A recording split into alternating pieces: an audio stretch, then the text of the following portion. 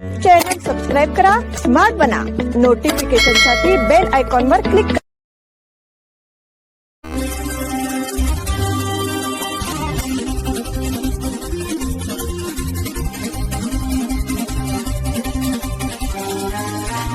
नमस्कार, स्मार्ट न्यूजच्या आजच्या बुलेटिन मध्ये आपलं स्वागत. आता एक नजर आजच्या ठळक घडामोडींवर. काश्मीरच्या खोऱ्यात ऑपरेशन शेरुवाली. जम्मू काश्मीरमधील राजौरी जिल्हा पुन्हा एकदा गोळीबाराच्या आवाजाने दणाणून गेला असून भारतीय लष्कराने ऑपरेशन शेरुवाली अंतर्गत दहशतवाद्यांविरोधात मोठी मोहीम सुरू केली आहे.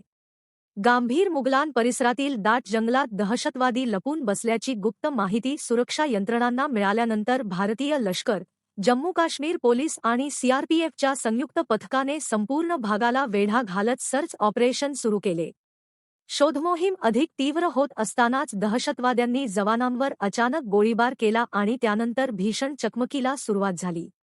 डोंगराळ आणि अत्यंत दुर्गम भागात सुरू असलेल्या या कारवाईमुळे संपूर्ण परिसरात तणावपूर्ण वातावरण निर्माण झाले आहे. सुरक्षा दलांनी अतिरिक्त जवान तैनात करत परिसरातील सर्व मार्ग बंद केले असून दहशतवाद्यांना पळून जाण्याचा कोणताही मार्ग उरू नये यासाठी विशेष रणनीती आखण्यात आली आहे. ड्रोन, आधुनिक शस्त्रे आणि अत्याधुनिक तांत्रिक उपकरणांच्या मदतीने जंगलातील प्रत्येक हालचालीवर लक्ष ठेवले जात आहे. दहशतवाद्यांची संख्या 2 ते 3 असल्याचा अंदाज व्यक्त करण्यात येत असून ते मोठ्या हल्ल्याच्या तयारीत असल्याची शक्यता तपासली जात आहे. राजौरी आणि पूंछ हा परिसर गेल्या काही वर्षात दहशतवादी कारवायांचे केंद्र बनला आहे. सीमेजवळील जंगल आणि डोंगराळ भागाचा फायदा घेत घुसखोर वारंवार भारतीय हद्दीत प्रवेश करण्याचा प्रयत्न करत असल्याचे सुरक्षा यंत्रणांनी यापूर्वीही स्पष्ट केले होते. त्यामुळे या भागात लष्कराकडून सातत्याने दहशतवादविरोधी मोहिमा राबवल्या जात आहेत. ऑपरेशन शेरुवाली ही देखील त्याच मोहिमेचा एक महत्त्वाचा भाग मानली जात आहे. बांगलादेशी घुसखोर शोध प्रकरणात काही संशयित ताब्यात. हुबळीत बांगलादेशी घुसखोर आढळल्यानंतर आता बेळगावमध्येही काही संशयित आल्याची शक्यता निर्माण झाली आहे. श्रीराम सेना आणि बजरंग दलाच्या कार्यकर्त्यांनी हुबळीहून येणाऱ्या बस शहराच्या प्रवेशद्वारावरच रोखून पोलिसांच्या स्वाधीन केले. सध्या पोलीस संशयितांना ताब्यात घेऊन त्यांची कसून चौकशी करत आहेत. हुबळीच्या मध्यवर्ती बस स्थानकावर काही संशयित बांगलादेशी घुसखोर आढळले होते. त्यानंतर त्यांच्याच गटातील काही संशयित बेळगावच्या दिशेने निघाल्याची गुप्त माहिती हिंदू संघटनांना मिळाली होती. या माहितीच्या आधारे श्रीराम सेना आणि बजरंग दलाच्या कार्यकर्त्यांनी बेळगावच्या प्रवेश मार्गावर हुबळीहून येणाऱ्या बस रोखल्या आणि पोलिसांना पाचारण केले. घटनेची माहिती मिळताच डीसीपी नारायण बर्मणी यांनी घटनास्थळी धाव घेऊन बस ताब्यात घेतल्या आणि मध्यवर्ती बस स्थानकावर आणून प्रत्येक प्रवाशाची तपासणी केली. या दरम्यान सापडलेल्या काही संशयितांना ताब्यात घेऊन पोलीस ठाण्यात नेण्यात आले. हुबळी बस स्थानकावर संशयित बांगलादेशी घुसखोर आल्याची माहिती मिळताच पोलीस आणि कार्यकर्त्यांनी संयुक्त मोहीम राबवून काहींना ताब्यात घेतले होते. त्यातील काही जण बेळगावकडे आल्याचे समजताच येथील कार्यकर्त्यांनी बस रोखून पोलिसांना सहकार्य केले, अशी माहिती श्रीराम सेनेचे उत्तर कर्नाटक जिल्हाध्यक्ष रविकुमार कोकितकर यांनी दिली. सध्या एसीपी संतोष सत्यनाईक, एसीपी बी.आर. गड्डेकर आणि सीपीआय कालीमिर्ची यांच्यासह प्रमुख पोलीस अधिकारी घटनास्थळी आणि पोलीस ठाण्यात तळ ठोकून असून संशयितांच्या कागदपत्रांची कसून पडताळणी करीत आहेत. रहदारी पोलिसांकडून गणपत गल्लीत अतिक्रमण हटाव मोहीम. मनपाच्या अतिक्रमण हटाव विभागाने शनिवारी सकाळी रहदारी पोलिसांच्या सहकार्याने शहरातील गणपत गल्ली येथे पुन्हा मोहीम राबवून रस्त्यावर केलेली अनधिकृत अतिक्रमण हटवून रस्ता मोकळा केला. शहराच्या मुख्य बाजारपेठेतील नेहमी गजबजलेल्या असलेल्या गणपत गल्ली रस्त्यावर यापूर्वी एकदा अतिक्रमण हटाव मोहीम राबविण्यात आली होती. मात्र काही दिवसात तेथील दुकानदारांसह भाजीपाला, फळ व इतर साहित्यांची विक्री करणाऱ्या किरकोळ विक्रेत्यांनी पुन्हा रस्त्याच्या दुतर्फा जागा बळकावून अतिक्रमण केले होते.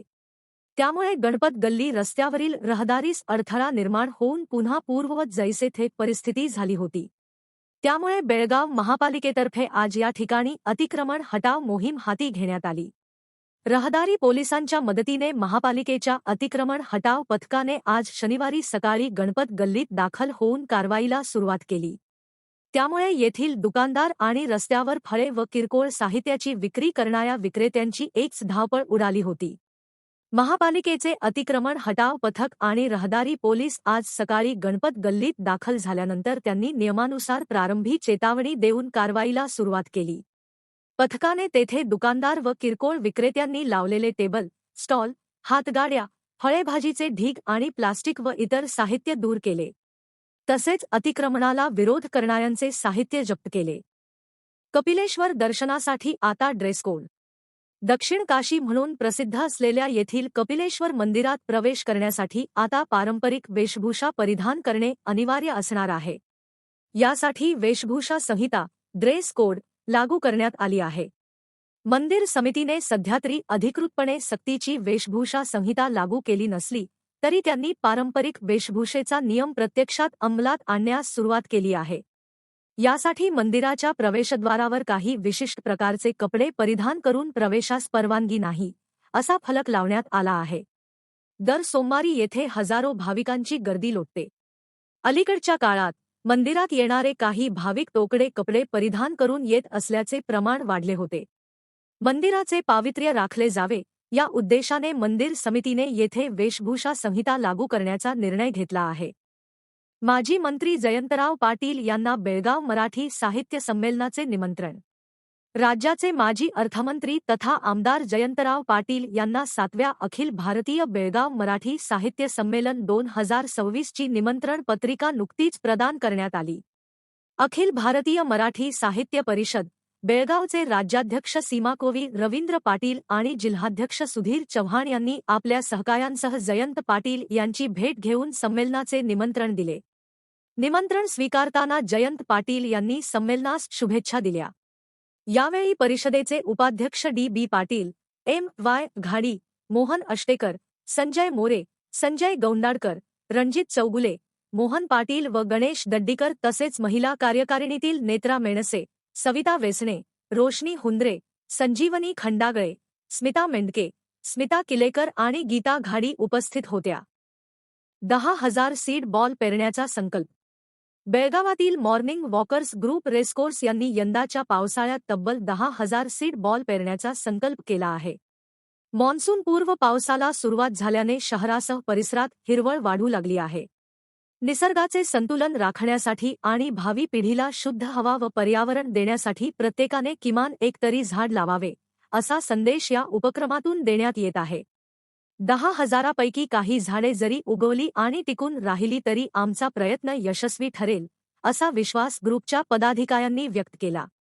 या उपक्रमासाठी ॲडव्होकेट मारुती कामांनाचे, अनिल नावगेकर, बबन वानखेडे, अशोक तरळे, विजय कंगराळकर, समीर अनगोळकर, डॉक्टर पाटील, डिसोजा, राहुल राणे आदींनी पुढाकार घेतला आहे. यावेळी बोलताना ॲडव्होकेट मारुती कामांनाचे म्हणाले की आज आनंदाचा दिवस आहे.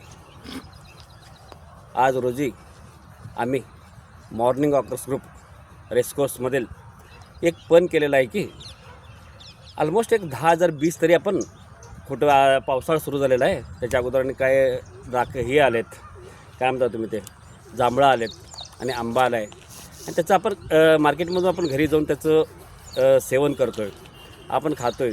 खाल्ल्यानंतर त्याचं बीज असते, आंब्याचं बी म्हणा आणि जांभळाचं बी म्हणा, आपण ते वेस्ट होतं इकडे तिकडे टाकतो आहे. त्याला आपण त्याला काय करणार आहे, जांभळाचं असू देत, आंब्याचं बीज असू देत, ते बीज आपण घेऊन आपण वॉकिंगला जातो, अगर बाहेर कुठंतरी जातो त्यावेळेला त्याला जंगलामध्ये म्हणा कुठं खुला जागा असते ना तिथं त्याला फेकून द्यायचं असते. रिप्रोडक्शन आपण म्हणतोय, असा रिप्रोडक्शनचा आपण झाडांचा रिप्रोडक्शनचा आपण पण केलेला आहे. 10,000 बीज आपण ह्या वर्षी असं फेकावं, 2026 साली असं फेकावं, असं जंगलामध्ये म्हणा कुठं जागा असेल तिथं आणि फेकून द्यावं असं पण केलेलं आहे. त्याच्यामध्ये आपण 10,000 टाकलो तरी पण, बीज टाकलो तरी पण त्याच्यामध्ये 100 जरी उगवली तरी पण आमचं सार्थक होईल. ऑनलाईन बेटिंग आणि अंमली पदार्थ विरोधात पोलिसांची कारवाई. बेळगाव शहर पोलिसांनी पोलीस आयुक्तांच्या मार्गदर्शनाखाली विविध ठिकाणी कारवाई करण्याची मोहीम राबवली. IPL क्रिकेट बेटिंग, मटका जुगार आणि गांजा सेवन करणाऱ्यांविरोधात गुन्हे दाखल करत अनेक आरोपींना मुद्देमालासह अटक करण्यात आली आहे. टिळकवाडी पोलिसांनी वॅक्सिन डेपो परिसरात ऑनलाईन IPL क्रिकेट बेटिंग प्रकरणी विशाल नागोडी पाटील याला तरर सराफ कॉलनी येथे गांजा सेवन केल्याप्रकरणी विनायक रामदास बिडीकर या दोघांना अटक केली. रोहन नामक अन्य एका आरोपीचा शोध सुरू आहे. उद्यमबाग पोलिसांनी मजगावमधील ब्रह्मदेव मंदिराजवळ कारवाई करून मटका जुगार चालवणारा सहदेव अण्णप्पा शेल्यागोळ याला रंगेहात पकडले. तर मार्केट पोलिसांनी जुन्या भाजी मार्केटजवळ छापा टाकून मटका खेळल्याप्रकरणी श्रीधर रघुराम शेट्टी आणि नासिर अहमद नौशाद बोजगार या दोघांना अटक केली. याचबरोबर स्मार्ट न्यूज मराठीचे आजचे बुलेटिन इथेच संपले. धन्यवाद.